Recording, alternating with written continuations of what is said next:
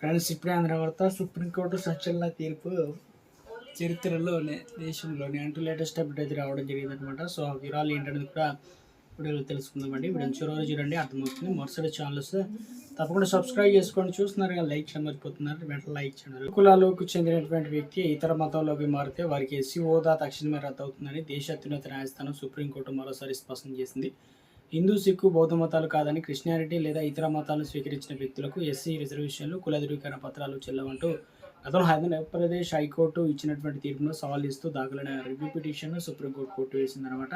Justice Prashant Kumar Mishra, అదేవిధంగా justice Manohar లాల్తో కూడినటువంటి ధర్మాసనం ఈ పిటిషన్ విచారణ చేసిందనమాట. 1950 నాటి రాజ్యాంగ ఉత్తర్వుల ప్రకారం హిందూ, సిక్కు, బౌద్ధ మతస్థులు మాత్రమే ఎస్సీ హోదాకు అర్హులని, మతం మారిన మరుక్షణమే ఎస్సీ హోదా దాని ఆధారిత ప్రయోజనాలు కూడా మూస్తాయని చెప్పేసి స్పష్టం చేసింది. హైకోర్టు ఇచ్చిన ఉత్తర్వులు ఎలాంటి పొరపాటు లేదని వ్యాఖ్యానించింది ధర్మాసనం.